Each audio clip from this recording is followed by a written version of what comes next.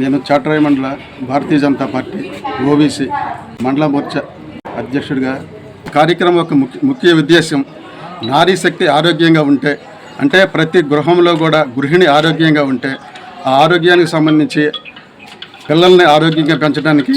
వారికి కావలసినటువంటి సకల సదుపాయాలను కూడా అందించడానికి బాగుంటుందనే ఉద్దేశంతో ఈ యొక్క పథకాన్ని ప్రవేశపెట్టారు. ఈ పథకాన్ని ఈ గ్రామంలో ఉన్న మహిళలందరూ కూడా సద్వినియోగం చేసుకొని ఈ గ్రామానికి ఇక్కడ అనేక రకాలైనటువంటి